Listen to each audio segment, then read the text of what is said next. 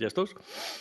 Bueno, pues aquí estamos con el doctor en psicología Oriol Lugo, antiguo amigo y fue psicólogo mío también. Me traté con él hace bastantes años y es un excelente profesional, pero bueno, aparte de eso, me gustaría hacer hincapié en otros aspectos, pero sobre todo preguntarte, buenos días, Oriol, ¿cómo Buenos estás? ¿Cómo te días. encuentras? Muy contento de reencontrarnos. Ajá, bien. Y bueno, pues voy a ir primero la directa ya en la frente y sin Sin anestesia. anestesia. Más allá del personaje, de la personalidad, de nuestros condicionamientos, de lo que creemos ser, lo que nos da miedo, etcétera, etcétera, ¿sabes quién eres realmente, Oriol? Yo creo que estoy en el camino. Decir que uno se conoce a uno mismo puede ser que también un poco soberbio, ¿no? Puede ser también atrevido. Yo creo que es un proceso que te vas descubriendo. Y también no eres nunca la misma persona. Aunque haya gente que diga, no, hay una esencia, ya. Pero a veces la esencia, incluso a niveles muy profundos, también se llegan a hacer cambios, se llegan también a transformar muchas de esas cositas. Yo creo que somos seres en continua evolución. Y por lo que he trabajado, o al menos lo que he ido descubriendo de mí, hay cosas que sé y cosas que aún me quedan por descubrir o para reconfigurarme. Sé, por ejemplo, que soy una persona pues, sensible, amorosa, cariñosa, una persona que es amante del conocimiento, del saber, que le gusta ayudar, que le gusta descubrir nuevas fronteras. Es lo que decimos, esto está en continua evolución. Oye, ¿los momentos de crisis cómo los abordas? ¿O depende del Pues momento y de la crisis?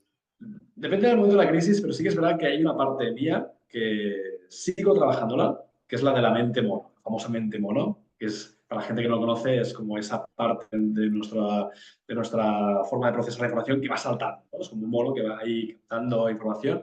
Y sí que es verdad que con los años lo he ido también como adaptando para que sea más sosegada esa mente mono, pero sí que me noto que esa mente mono está en mí, igual que todo el mundo, ¿eh? Pero sí que soy una persona que cuando recibe una crisis me pongo en tensión y luego es como, vale, calma, respira, sosiego. Y eso también me ha ayudado mucho la meditación. Yo antes era mucho más impulsivo y con los años he ido como disminuyendo esa impulsividad. Oye, ahora que hablas de la meditación, ¿cómo practicas la meditación? ¿Qué metodología usas o vas cambiando o cómo lo haces? Pues mira, he probado muchísimas cosas. Hace unos años te diría que me compré casi todos los artilugios que había en el mercado, porque hubo una época, bueno, aún están, ¿eh? Que empezaron a salir como, como de diademas que te medían la activación de los pulsos. Luego también me compré otras diademas que emitían una especie como de pulsos magnéticos.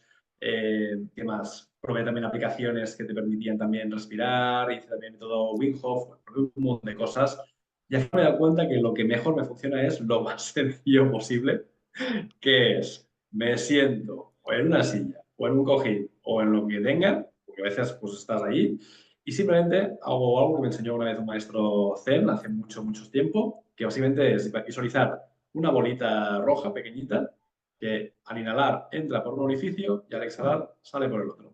Y entonces al inhalar otra vez entra y sale. Y a veces, si estoy muy despistado, simplemente lo acompaño con una verbalización interna de inhalo, exhalo. Si no, ni eso. Que dices, ostras, ¿y para eso te llegaste a gastar tanto dinero en aparatos y máquinas? Bueno, para descubrir que al final que cuanto más sencillo, mejor. Sí, bueno, yo como profesor de yoga, ya sabes, y meditación, realmente cuantos menos artilugios externos utilices, mejor, porque al final se trata de enfrentarse a uno mismo y mirarse y ver lo que es, ¿no? Verse a uno mismo sin adornos y sin ayudas Sí, externas dentro de lo posible. sí. Son chulos porque hay aparatos, por ejemplo, el primero que es el de biofeedback, este es chulo porque tú tienes la aplicación, tienes los cascos y entonces pues escuchas, por ejemplo, sonidos de bosque, ¿no? Y entonces cuando estás realmente concentrado, lo que te da es un feedback. Y el feedback es que empiezas a escuchar pajaritos. Y entonces cuando te despistas, los pajaritos dejan de violar o de hacer ruido y entonces cae una lluvia. Entonces es como estoy concentrado, estoy despistado. Bueno, más allá de esto, al final yo creo que lo más sencillo es esto, es sentarte y respirar. Ajá. Oye, vamos a los orígenes, si te parece bien, Oriol. Vamos. ¿Cuándo empezó a despertarse en ti este interés por indagar más allá de lo aparente? Es decir, de niño, de jovencito, te empezaste a cuestionar, oye, ¿por qué las personas se comportan así o por qué yo me siento así? ¿Cuándo empezó tu interés en todo el mundo de lo psicológico y la emoción? Pues mira, hay varias etapas, pero la primera de todas, yo recuerdo que con 8 o 9 años yo era muy curioso, incluso antes yo preguntaba cosas muy extrañas, ¿no? Para mis padres, preguntaba, por ejemplo, quién es Dios, qué hay más allá, por qué estamos aquí. Entonces es muy curioso porque mi padre, en ese sentido, era mucho más abierto de mente y era como, bueno, vamos a tratar de responder algunas cosas, voy a darte algunas posibles respuestas. Y mi madre, en ese sentido, era como mucho más terrenal y decía, esas preguntas no tocan, tú debes preguntar otras cosas. Entonces es como que fue una etapa como de, bueno, por un lado más abierta a mi padre y mi madre quizá pues más llegado o más llevado al tema terrenal. Luego yo recuerdo con 13, 14 años Mercat de Sant Antoni, un clásico de aquí de los de Barcelona, y también con mi familia, mi padre, mi madre, y lo típico, empezar a buscar y encontrar libros que a lo mejor pues no eran propios de mi edad, ¿no? Estaba quizá leyendo Harry Potter, que también os he leído, pero a lo mejor pues tomaba un libro que era pues PNL, Programación Neurolingüística, tomaba un libro de metafísica, o un libro de religiones, o un libro de historia, cosas que a lo mejor pues no eran lo más habitual, ¿no? En jóvenes de 12, 13, 14 años. Luego, con 16, tuve la gran fortuna de hacer una optativa en el instituto, que era psicología. Y entonces ahí fue muy curioso porque yo pues estaba como entre esa parte más mental, terrenal o más práctica, por decirlo de alguna forma, más quizá abstracta. Y empecé pues a meterme más en la parte más emocional, más abstracta, más de pensamiento, más del inconsciente, todo esto. Y entonces a partir de la optativa del instituto fue muy chulo porque fueron clases muy prácticas. Me acuerdo que no era la típica clase de teoría de PowerPoint, sino que eran todo ejercicios. Entonces me entré en la psicología pues con mucho gusto. Fueron 2 años, fue como optativa de primero de bachillerato y optativa de segundo de bachillerato, y ahí dije, voy a ser psicólogo, es la clave. Sí, Genial. sí, es un poquito la evolución, ¿no? Pero al final es lo mismo, es encontrar o dar con las respuestas. Oye, y si no se hubiera cruzado la psicología en tu camino en el instituto, ¿sabes qué otra cosa te hubiera gustado hacerlo, sabes? Pues en un principio quería ser abogado y luego incluso sociólogo. Es más, el tema de sociología me encantaba, el tema de cómo se organizan la sociedad, los grupos, incluso también un periodo de mi vida en el que también me gustaba el tema de la política, la Ajá, parte de caramba. poder también generar cambios, generar también transformaciones en la comunidad. Pero claro, es lo que decimos, ¿no? Al final la vida va llevándote y tú pues vas surfeando esas olas. Ujú. O sea que veremos al final o no a Oriol for President. No. La política es un mundo que yo creo que es apasionante porque la gente que yo creo que entra de joven, yo diría de joven, de mayor ya hay otras historias, pero de joven yo creo que hay mucha gente que es muy vocacional. O sea, hay una parte que es muy vocacional. Yo he estado también en unos años, también estuve en un partido político y creo que hay una parte de reivindicación, ¿no? De decir, quiero hacer cambios. El problema, como todo, es que luego hay un sistema. Y entonces el sistema como toda la vida, ¿eh? También es como en el ámbito educativo. Hay gente también que dice, yo quiero ser profesor, vale, pues tengo una ilusión, tengo unas ganas, y luego te encuentras que el sistema educativo es tal. Entonces yo creo que el sistema luego es como que te va como amoldando. Y aquí es el problema, de que tú tienes unos ideales y luego el sistema te acaba de llevar para un sitio y para otro. Entonces tú aquí pues tienes dos decisiones. Una es o te amoldas o sales de ese sistema. En mi caso yo salí del sistema. Habría Ujú. la tercera que es creas otro sistema, otra forma de hacer. Pero yo creo que esto ya lo dejo para otros perfiles. Oye, y al hilo de lo que estás hablando ahora, ¿dónde estaría el equilibrio entre cambiar uno mismo y pretender cambiar el exterior? Porque sabemos que muchas veces hacemos proyecciones hacia afuera, lo de la famosa sombra y demás, y queremos cambiar afuera cuando es uno el que tiene que empezar a mirarse y cambiar cosas de sí mismo, ¿no? ¿Dónde estaría el punto de equilibrio entre ambas cosas? Yo creo que diría que es un 90% dentro y 10 fuera. Y a lo mejor puede sonar algo muy radical de decir, ostras, ¿por qué tanto dentro y tan poco fuera? Porque es que realmente todo lo que estamos viviendo es mi orientación, ¿eh? Al final es una proyección de lo que hay dentro. Y hay cosas que son de fuera, sí, pero estoy muy convencido de que la gran mayoría de cositas que nos ocurren van de dentro hacia afuera. Hay también una estadística que va muy en relación a este 90-10. Hay gente que dice 80-20. Bueno, más o menos los números los puedes tomar como quieras. Que es cuando tú quieres hacer un cambio, normalmente la gente se centra en la parte técnica, la parte exterior, ¿no? Eso en el deporte se habla mucho, ¿no? De la gente que entrena mucho, perfecciona mucho la técnica, pero justamente se aplica esa regla de 80-20 o 90-10, que es 90 o 80 tu mentalidad y luego el 20 o el 10 la técnica. Tú puedes tener una técnica genial. Yo estuve haciendo en la época judo de alta competición y justamente ponía mucho enfoque en este punto de decir, tú puedes tener la técnica, puedes saber hacer un Ippon-Sonage, un Stogari, las llaves que tú quieras, súper bien, súper perfectas, pero si tienes una mentalidad que no es la mentalidad correcta, vas a perder. No Sí. vas a realmente dar el máximo. Y eso yo creo que es aplicable a todo. Deporte, negocios, relaciones, vida, todo. Ujú. ¿Qué piensas que es lo más importante en las relaciones humanas, ahora que has mencionado ese término? Para ti, ¿qué es esencial en las relaciones humanas para que sean, digamos, constructivas o saludables, por ejemplo? Amor incondicional, que creo que es uno de los elementos que más cuesta en esta vida. Cuando nacemos, supuestamente, nuestros padres, nuestros cuidadores, nos brindan amor no condicionado, amor que es puro, que es tú como bebé, solo por nacer, te queremos. Me da igual si vas a ser más listo, más poco listo, vas a ser más atlético, menos atlético, vas a ser más divertido, menos divertido, pero ya te queremos como bebé. Eso es el supuesto. Lo que nos encontramos luego en la realidad, y es lo que yo me consulta, es que la gran mayoría de heridas que ocurren, aparte que están vinculadas bien de las relaciones, porque son las heridas que realmente nos remueven como seres humanos, es porque el amor que hemos recibido no ha sido incondicional, sino ha sido condicionado. Es decir, yo te quiero si, te acaba la frase, si eres tal, si haces Sí, tal, sí. si te comportas tal. Yo creo que cuando en una relación tú eres capaz de dar un amor incondicional, creo que es el amor más puro.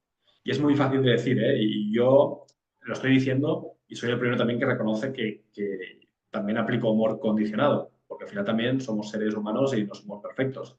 Ahora bien, si tú eres consciente de que en tu relación con alguien puedes llegar a tener amor incondicional, yo creo que esto es lo que más se acerca a un amor puro, a una relación realmente lo más pura o lo más sana posible.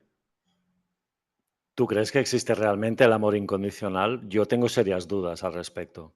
Creo que es una aspiración. O sea, no es una realidad al 100% cada día, sino es una meta aspiracional. Es un poquito como el objetivo ideal que nos gustaría llegar a tener. Yo, por ejemplo, en septiembre seré padre. Yo a la bebé que está ahora en el vientre de mi mujer, ya la amo. La amo simplemente por ser bebé, para ser mi bebé. Ujú. Ya hay un amor. Y sé que esto va a ser el gran reto en mi vida de decir, ¿voy a seguir amando a esa bebé simplemente por ser mi bebé, por ser mi hija? Mi ideal o mi aspiración es sí, pero claro, sé también que soy humano y que habrá momentos en los que habrá cosas que te pueden llegar a confrontar. Pero bueno, esa es la idea, ¿no? De decir, voy a mantenerme fiel a ese objetivo, que es lo que decimos, que al final tú puedes amar a alguien, pero hay momentos en los que a lo mejor te salen, ¿no? Esas negociaciones internas de decir, ostras, me gustaría que fueras así, o quiero que seas así, o quiero que hagas esto, o quiero que... Y yo creo que esa es la lucha interna que hace que ese amor, que al principio era muy, muy puro, se vaya transformando en amor que no es tan puro. Es que en la medida en que uno tiene el estado de conciencia que tiene, ¿no? Y el grado de evolución que tiene, cada uno el suyo, uno está muy lleno de patrones, de condicionamientos que impiden precisamente ese ideal al que tú apuntas, ¿no? Por ejemplo, Claro, en lo que tú citabas del tema de la paternidad, suena muy bonito lo del amor incondicional, pero fíjate, ha sido mientras te escuchaba hablar, ¿eh? sí, sí, Decías mi hijo, mi bebé. No puede haber ahí un tema de proyección del yo mismo, hay un tema de posesividad de fondo, sutil, pero está. totalmente. Es porque Es es mi así, bebé, porque es claro, mío, ¿sabes? sí, Si fuera otro niño de otra persona, ¿habría el mismo tipo de amor o no? claro, Entonces ahí entran otros factores que condicionan. claro. Y en el fondo no es tu bebé, Claro, porque claro, cuando un bebé nace al mundo, claro, él es suyo, él es claro, suya. claro. Es como cuando la gente dice, es mi mujer, ¿no? Que también lo he dicho. Sí, Claro, al claro. final es ella. Pero fíjate, hay una parte, yo creo, que es esa parte humana que todos tenemos, ¿no? Es como lo que tú decías antes de la sombra, ¿no? Hay mucho gurú, hay mucha personalidad ahí fuera, mucho personaje que va diciendo, yo el ego lo he trascendido. Tú lo que tienes es un ego como una catedral. Como un rascacielos, sí, sí. Exacto. O sea, decir que tú eres ya perfecto, que es trascendido, que tú estás ahí, es la señal de que es todo lo contrario. Claro, porque si no, Entonces, no dirías nada. te callas, te callas y dices, ¿qué tengo que aprender? ¿Qué es lo que sigo aprendiendo? Entonces yo creo que hay una parte humana que siempre va a tener ese punto, siempre va a haber ese condicionamiento. El elemento, la clave es cómo lo gestionas. Es como también, ahora que salto de tema, pero creo que también tiene una Sí, vinculación, es como el sí, tema de la violencia. Estamos en un mundo donde hay violencia y se habla mucho de que hay una aspiración de que el mundo sea pacífico, pero también hemos de reconocer que en nuestro interior hay violencia. Es una claro, parte instintiva, es un mecanismo de defensa, punto. O sea, es como claro. decir, no, no tengamos miedo. No, el miedo está dentro. Y una respuesta del miedo es la violencia. Entonces, el punto no es negar la violencia, negar el miedo, negar esa sombra, sino es, vale, ¿y cómo, pese a tener esto, vamos a trascenderlo? Claro, es que además esa violencia no es solo hacia afuera, sino hacia adentro en gran medida también. Ahora me haces pensar la anterior entrevista que tuve muy bonita con Virginia Gowell, una psicóloga transpersonal argentina. Ella tiene un libro precioso que es una belleza que se llama El fin del autoodio, porque realmente eso nos estamos machacando consciente o inconscientemente cuando uno comete un error entre comillas, porque hasta cierto punto los errores no existirían, ¿no? Son fases de Correcto. aprendizaje. Pues qué torpe eres, ves que eres tonto, tú no mereces, etcétera, etcétera. ¿Cuántas personas no van a tu consulta, Oriol, con ese tipo de cuestiones, ¿no? Sí. De una autovaloración paupérrima, de machacarse, de autoagredirse. Totalmente. Yo esto lo que veo también muchas veces es que cuando la gente está con ese diálogo de autoodio, siempre le Ujú, pregunto, ¿ese diálogo dónde lo escuchaste? ujú. Entonces la gente empieza a reflexionar y dice, ostras, esta frase me la decía, no sé, mi tío, mi padre, mi madre. Es como que tú has llegado a un punto en el que te has hecho ese diálogo interno tuyo y llega un momento en el que tú luego repites esto. Por eso es muy importante, ¿no? Esta conciencia de decir, ¿qué es lo que me estoy repitiendo? ¿Cuál es mi patrón? ¿Cuáles son mis patrones? Y a partir de aquí hay una técnica muy sencilla que muchas veces también explico a mis pacientes, que es cada vez que te digas algo negativo, repítelo con voz de pitufo. Hazlo como si fueras un pitufo. ¿Por qué? Porque si te ríes de eso que te estás diciendo, lo que haces es Sí. romper el patrón. Y a continuación, cuando digas lo mismo de yo soy muy tonto o soy un imbécil, que no te lo tomas en serio porque empiezas a reírte, ¿no? Empiezas, wow, me empiezo a reír, ¿no? Me empiezo a burlar. A continuación, dite algo amoroso, como algo que sea bonito para ti. Por ejemplo, pues soy una persona pues, amable, soy cariñoso. Y también va muy bien el juego de los autobesitos, los autoabrazos, las autopalmaditas. Esto, yo en consulta soy súper pesado, siempre estoy ahí. ¿Te has felicitado? ¿Te has amado? ¿Te has mostrado cariño o afecto?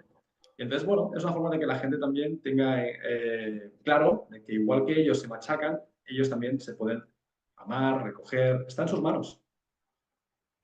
Fíjate que una de las cosas que más valoro del trabajo que haces y todas las cosas que subes en tu canal de YouTube, luego al final hablaremos de dónde te puede encontrar la gente, es que potencias mucho cualidades que todas las personas podrían, si fueran conscientes de ellas, cultivarlas y potenciarlas. ¿Sabes? La autovaloración, el hablarte bien, el darte permiso para pues, no hacer las cosas como tú quisieras, etcétera, etcétera. Y vas subiendo un montón de vídeos súper chulos que luego animaré aquí Gracias. y pondré los enlaces para que la gente lo vea. Haces un trabajo fantástico, Oriol. ¿Y qué es lo que pretendes con tu trabajo? En el fondo, en visión, me gustaría que me dieras, por favor, dos puntos de vista. El micro, el ¿Vale? concreto, el local, con una ¿Vale? persona, con un paciente y el macro. A nivel ser humano, qué te gustaría lograr con tu trabajo? A nivel micro, con una persona y a nivel macro. Mira, pues te diría que en primer lugar los vídeos los hago por mí, para mí, y las cosas pero estás ayudando a la gente ya. Pero es que el primero que me tengo que ayudar soy yo, o que quiero Claro, o elijo ayudarme soy yo. claro. Entonces, el primer punto es, los vídeos son para mí. Si tú te ayuda, te resuena, conecta contigo, fantástico, y estoy súper contento que así sea. Si no, déjalo, porque a veces hay gente también que, como sabemos, ¿no? En Internet ya sabemos que puede haber también el hate. Está bien. El hate simplemente es alguien que no está en el nivel de conciencia o no ha llegado a comprender que al final no somos enemigos, no te estoy atacando, no es un ataque. Que tú lo percibas como ataque ya es tu historia. Entonces, el trabajo micro es esto, es como a través de las consultas, de la propia visita o visitas que hago, pues puedo ayudar a que esa persona pueda encontrarse mejor. Si tú ayudas a alguien a que esté mejor, esa persona, estar mejor, es un ejemplo para su entorno y hace que más gente esté mejor. Es así. O sea, a veces la gente dice, quiero cambiar el mundo. Cámbiate tú, Lo decía Gandhi, si quieres cambiar el mundo, empieza barriendo la puerta de tu casa. Ya está. Sí, sí. Y entonces a nivel macro, yo lo que me estoy dando cuenta, y eso es una conversación que tuve también hace muy poquito en una formación con alumnos, también una formación de crecimiento personal, de SINEC, que es también una escuela de coaching y de inteligencia emocional, que justamente estamos en una etapa donde hay mucha gente que dice, oh, estamos entrando en la etapa de acuario, estamos ahora mismo despertando, mucha gente está despertando, mucha gente está cambiando. Vale, es verdad, hay mucha gente que está despertando, pero volvemos a lo mismo. Al final es como tú, con tu ejemplo, como lo que tú estás haciendo, con lo que tú estás ayudando, haces que tu pequeña comunidad, tu entorno más cercano, sea un poquito más consciente. Y eso lo que hace es que se vaya también multiplicando. Es un efecto contagio. Yo creo que sí, que hay mucha gente que está despertando, porque el término también despertar a veces puede sonar también como muy soberbio, ¿no? De decir, ¿despertar de qué? Si esto no es que estemos dormidos o no, simplemente es una cuestión de que quieras conocer, quieras aprender, quieras saber más, pero está ahí, está el conocimiento. Y al final es un tema de esto, de encadenar. Por ejemplo, hay mucha gente que en pandemia se dio cuenta de que no era la vida que quería. Vale, está bien, es una forma también de empezar a darte cuenta de que a lo mejor hay otra vida, otra alternativa. Y ese cambio lo que te permite es que tu entorno también pueda contagiarse. Ostras, veo que, invento, que te has reinventado, que ahora estás pues viajando y trabajando con un portátil por el mundo. Vale, pues es un ejemplo. Habrá gente que no le resuena, gente que sí, o a lo mejor ahora has empezado a hacer deporte. Habrá gente que no le resuena y gente que sí, o ahora has empezado a meditar.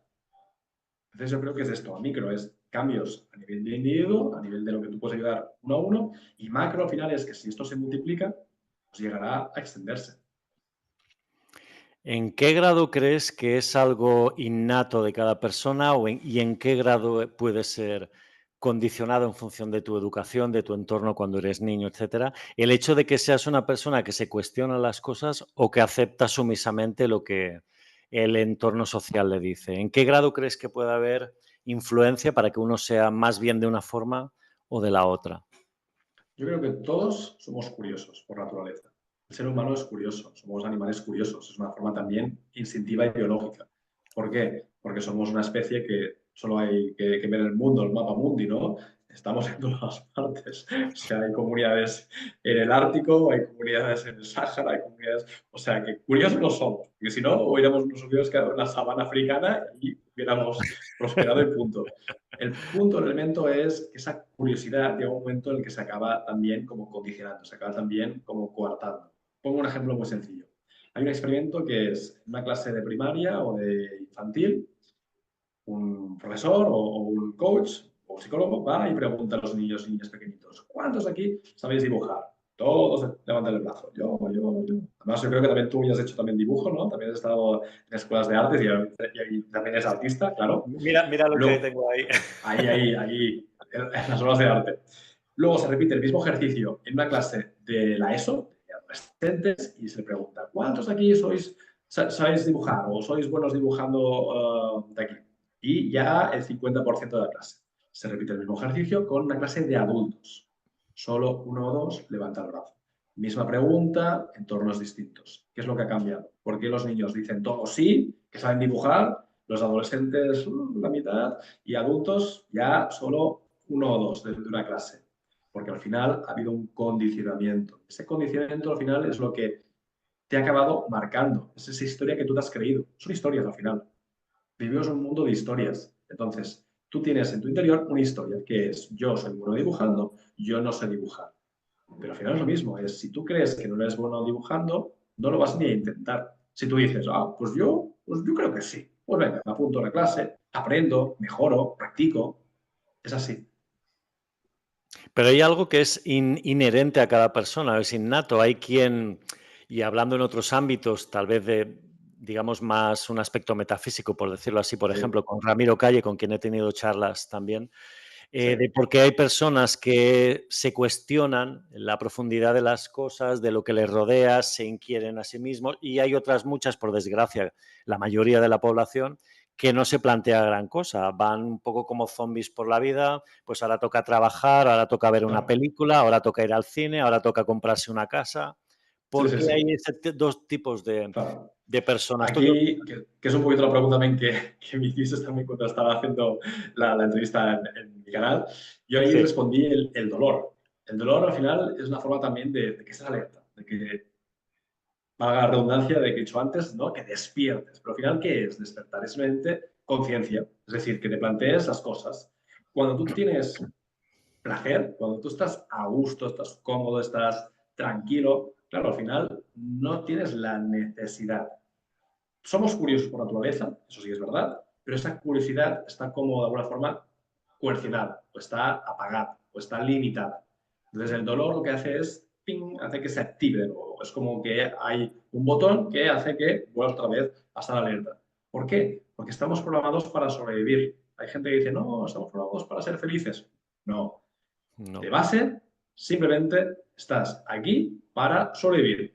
Que no me coman, que yo coma y, bueno, hay la parte también de trascendencia en forma de o legado o hijos, descendencia, lo que sea. Ya cada uno lo que considere.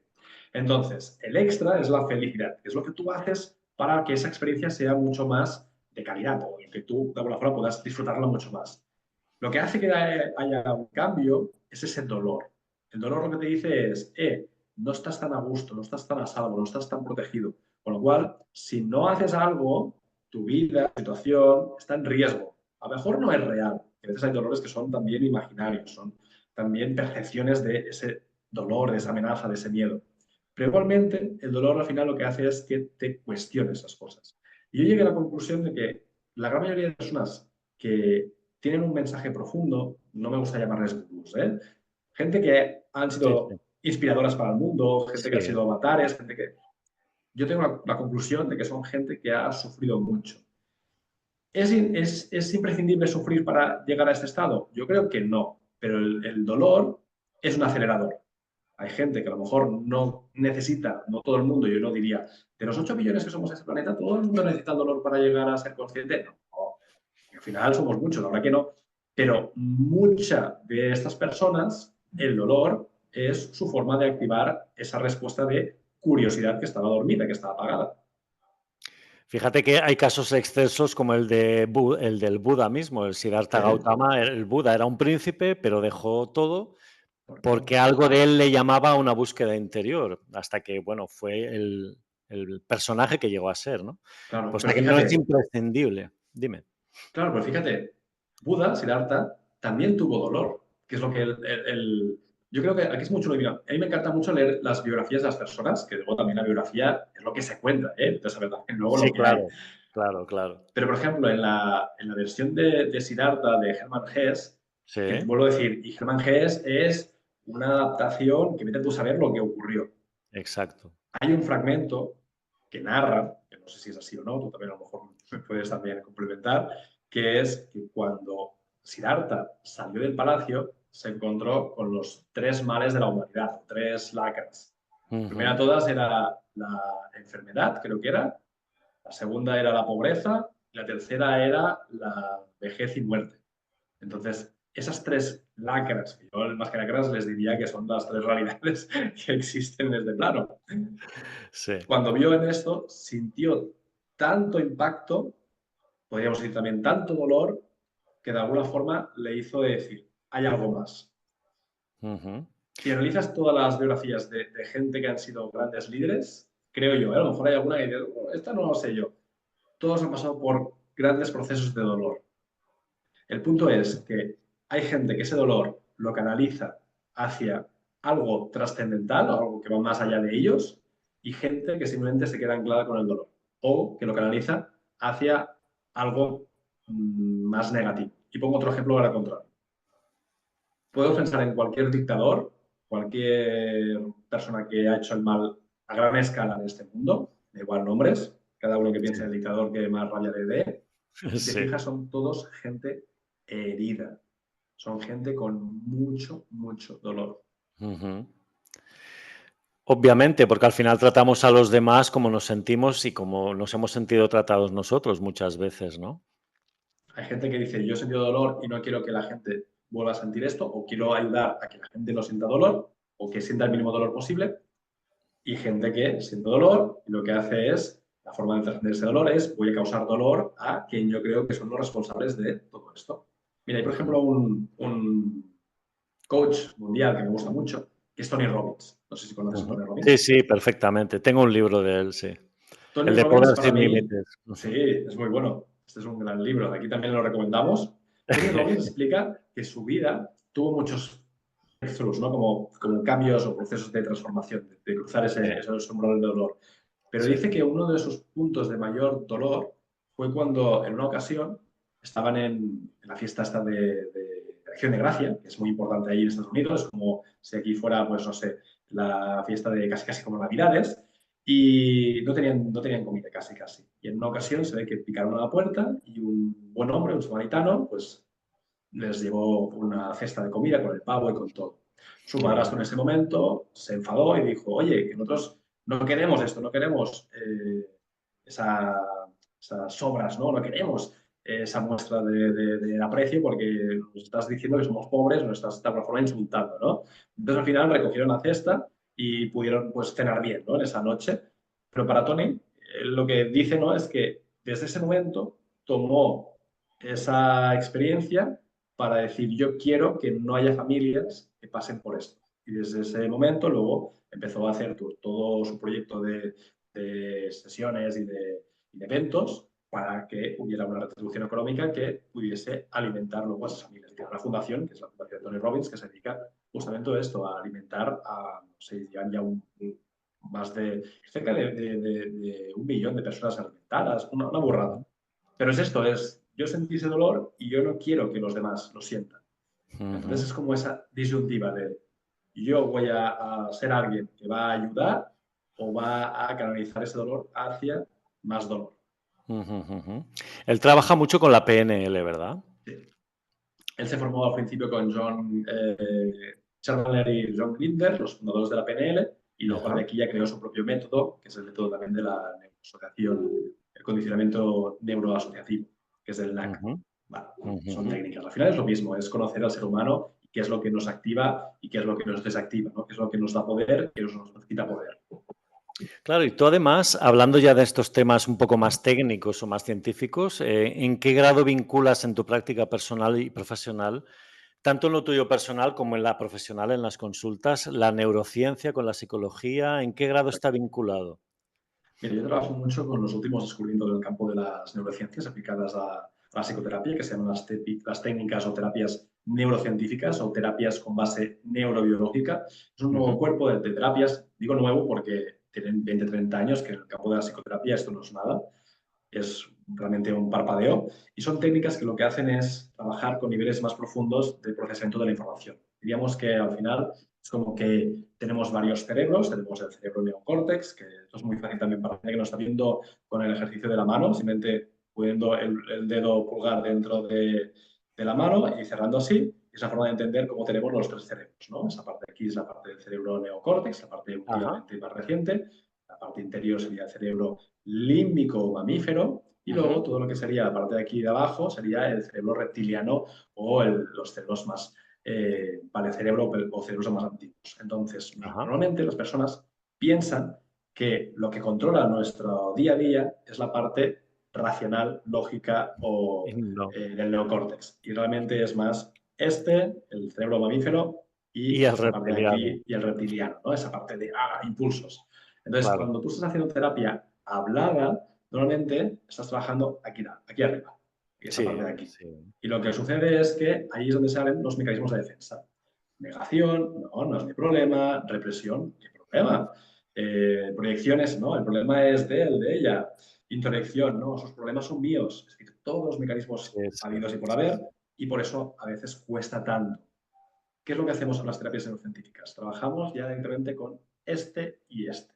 ¿Cómo? A través de ejercicios como, por ejemplo, los movimientos oculares rápidos.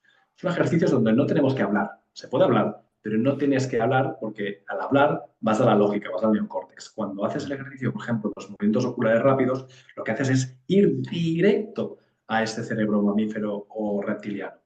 ¿Y esto cómo se explica? Básicamente porque al dormir pasamos por varias fases del sueño. Una de ellas es la fase REM, Rapid Eye Movement, fase rápida Ujú. de movimientos oculares rápidos. Entonces, lo Sí. que se produce ahí es una liberación del estrés. ¿Qué quiere decir esto? Que si tú un día estás súper estresado, el mejor consejo que te pueden dar es a dormir, a la cama. ¿Por qué? Porque vas a reprocesar, vas a volver a procesar ese estrés. Entonces, en consulta hacemos lo mismo. No es porque tengamos al paciente o al cliente ahí durmiendo en la butaca, sino porque lo que hacemos es, con un puntero tan sencillo como que mueva los ojos, cabeza recta y siga el movimiento ocular de derecha a izquierda, izquierda a derecha, lo más rápido posible. Esto lo que permite es que se active ese mismo mecanismo de reprocesamiento. Y se ha estudiado que esa fase, en la parte del límbico, tenemos dos pequeñas almendritas, que son las amígdalas, no confundir con estas de aquí. Hay gente que dice, Claro. uy, a mí me quitaron las amígdalas. No, eso es otra cosa. Son otras.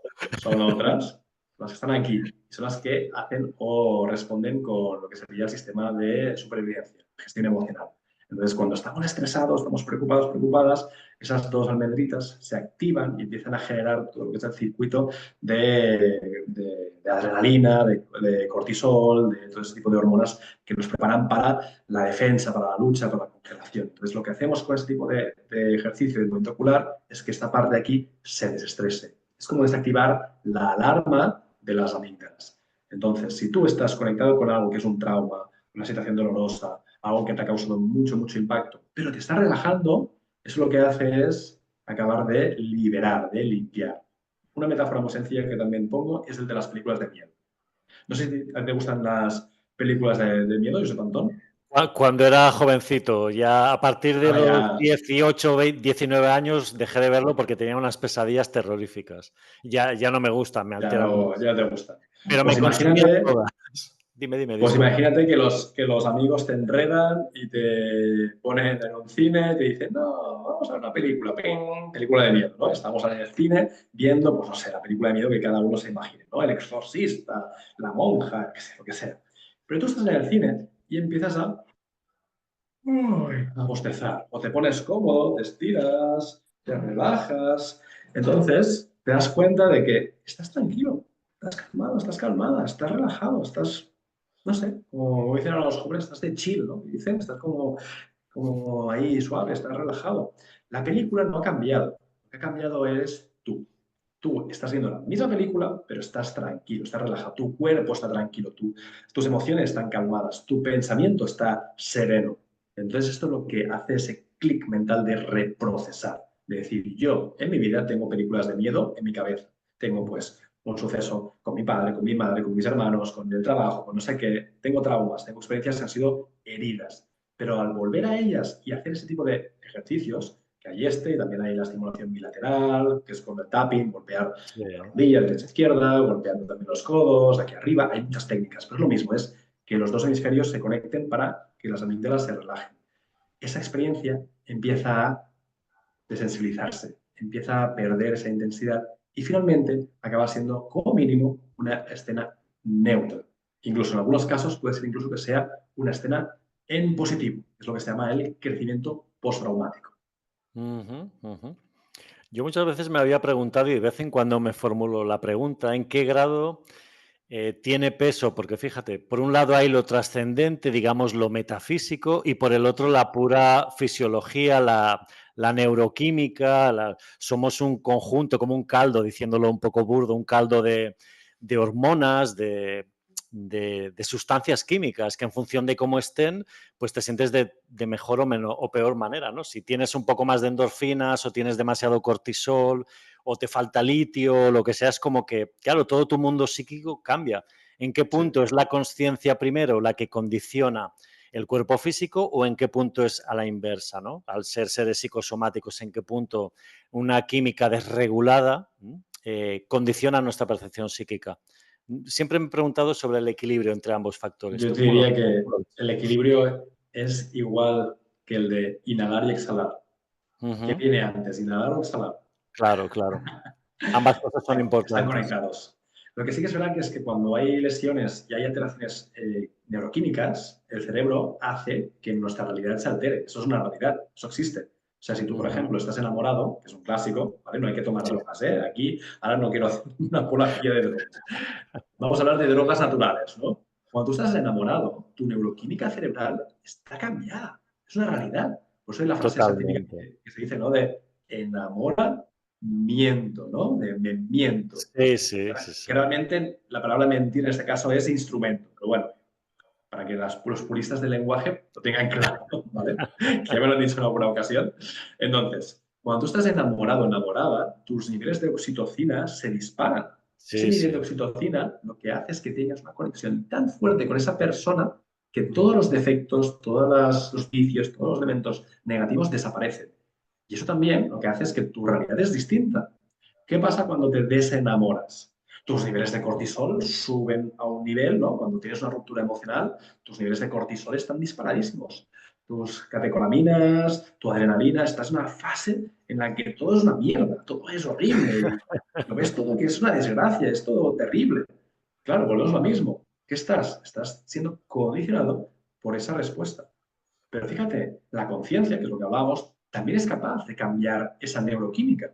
Porque si tú haces un trabajo de conciencia y empiezas, por ejemplo, a meditar, te das cuenta de que tú meditando o con otros ejercicios o con otras prácticas, hay muchísimas prácticas, tus niveles a nivel de neuroquímica se transforman. Pongo un ejemplo muy sencillo.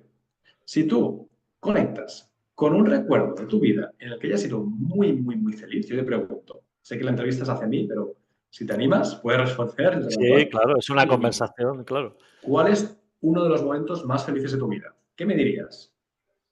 Pues, por ejemplo, cuando me emancipé, cuando me fui a vivir solo y conseguí, porque me fui relativamente más mayor de lo habitual, con ¿Vale? 26, 27 años, pues para mí fue un logro extraordinario. Cuando entré en aquel piso, me tumbé en el suelo boca arriba y además lo habíamos trabajado en una terapia, además me Sí, acuerdo sí, contigo, haciendo un sí, anclaje, que el tema del anclaje es muy correcto. bueno también. Es Pues uno de esto. los momentos más gozosos de mi vida es ese.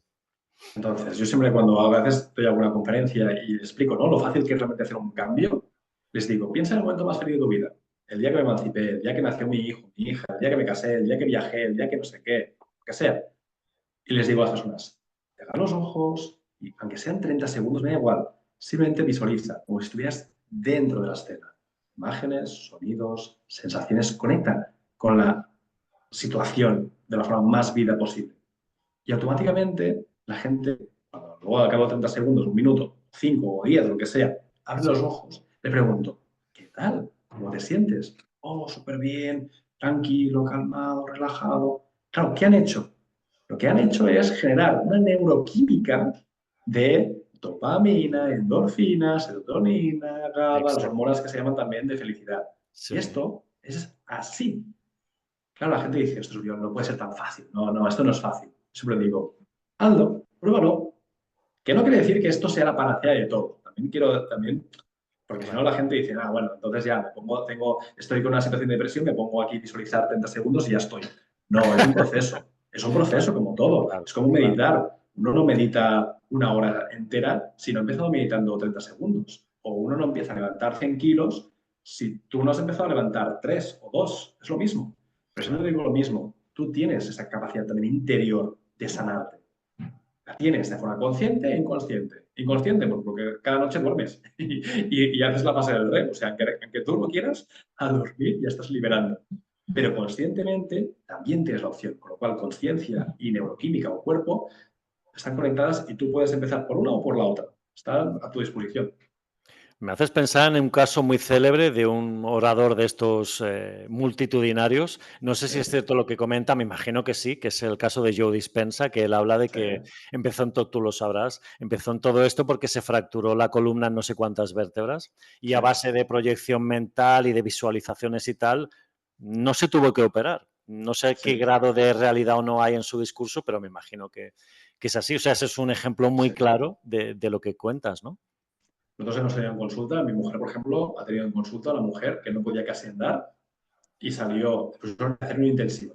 Hizo un intensivo de un fin de semana. Yo no te diría en 5 minutos pim pam, pero sí Claro. hizo un intensivo de fin de semana y salió la mujer andando de una forma mucho más estable. Ujú. ¿Por qué? Porque hay muchas dolencias, la OMS dice que entre el 20% al 80, hasta el 80% de los males son psicosomáticos. ¿Qué quiere decir? Que hay una pequeña porción de lo que nos duele que sí que es física. O sea, si yo me caigo y me rompo la pierna, pues no diré, "Ah, es emocional". No, Se me va a soldar el hueso así solo allá. claro, no. Pero muchas de las dolencias que tenemos migrañas, cervicales, Sí, sí, estómago, sí, sí. erupciones cutáneas. Es que hay una lista enorme. Bueno, esto lo trabajaba también Luis Hay y hacía Sí, una correlación de dolencia física, sí, emoción o herida que estaba vinculada, que es todo emocional. Que a la que tú liberas esa emoción, lo que haces es que la persona sane. Entonces, el poder de la mente es brutal. Tú tienes aquí, lo que hablamos antes, tienes analgésicos naturales. El llorar, que hay totalmente. mucha gente que se bloquea al llorar, yo siempre digo lo mismo. El llorar, cuando tú estás llorando, generas una hormona que se llama leoencefalina. La leoencefalina tiene el mismo equivalente que tomarte un paracetamol. Tú puedes o tomarte el paracetamol o darte el permiso para llorar.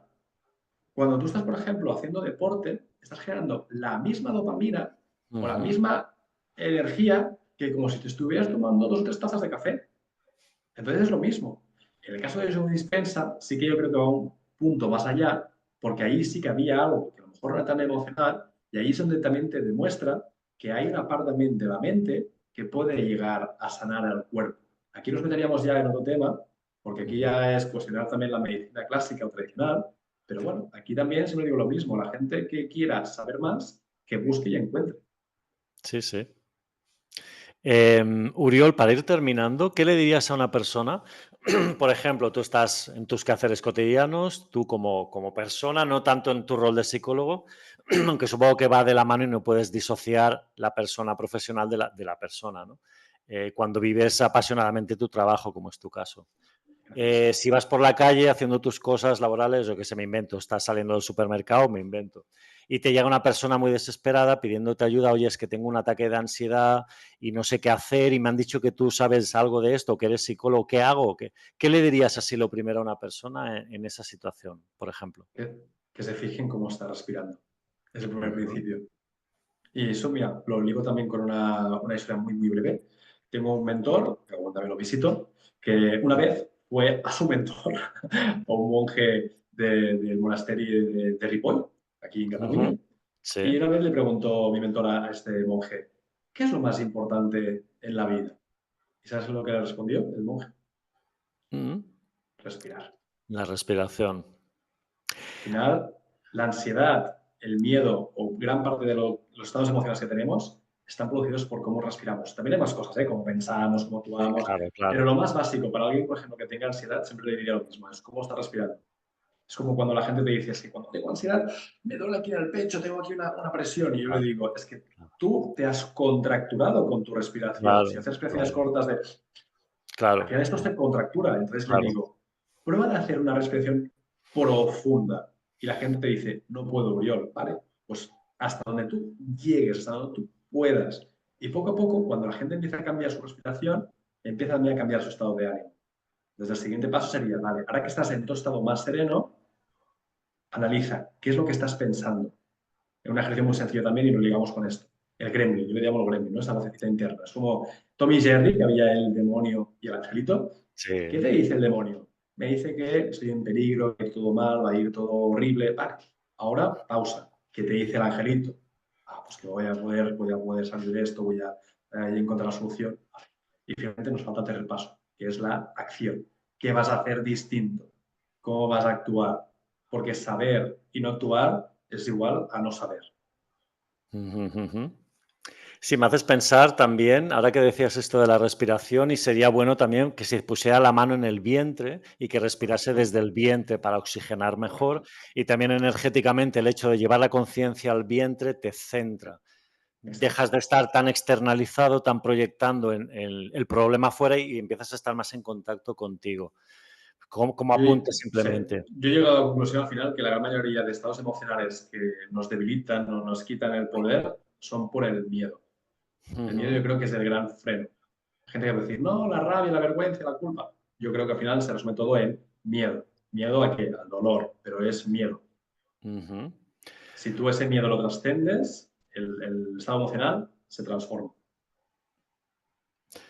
Oye, y hablando ya de cosas prácticas, para cerrar y hablando de ti más en lo profesional, porque Sí, antes no sé si has cambiado tu método de Me explico. Tu trabajo en sí, porque recuerdo que cuando yo era paciente tuyo hace bastantes años, pues Sí. ibas pasando consultas recurrentemente. Ahora no sé si tienes todo un equipo que trabaja contigo y tú ocupas otro espacio o tú también pasas consultas personalmente. Sigo pasando consulta, aunque cada vez menos, y mi objetivo y mi meta, y ya lo estoy diciendo también, o bien también que lo diga públicamente, es que pueda Bien, también hacer más uso de mi tiempo destinado a la paternidad. Esta es bien. mi propuesta. Sí, más de Ajá, director de los centros, ahora estamos con 3 centros, y la muy idea bien. es que pueda hacer más de director y no tanto de visitas. No quiere decir que no pueda visitar, porque me gusta lo que hago, pero sí que es verdad que quiero destinar más parte de tiempo a la paternidad y luego también a eventos, que también es el reto que tengo ahora próximamente, de empezar a hacer eventos para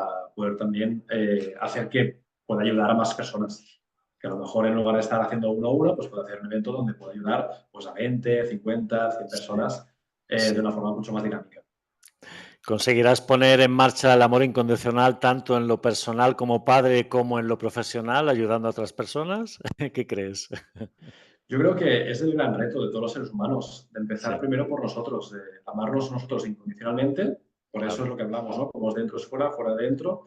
Si tú empiezas a amarte más incondicionalmente, que es lo que yo sigo también trabajando, es importante claro, también destacar que a veces hay gente que dice, ah, tú eres psicólogo, tú esto ya lo llevas bien, ¿no? Eso es una cosa que me la repiten continuamente. Y siempre digo lo mismo, el médico o la doctora que se rompe el brazo, el mismo no se recoloca, va con claro, otro doctor y estamos claro, en procesos, estamos en continua evolución.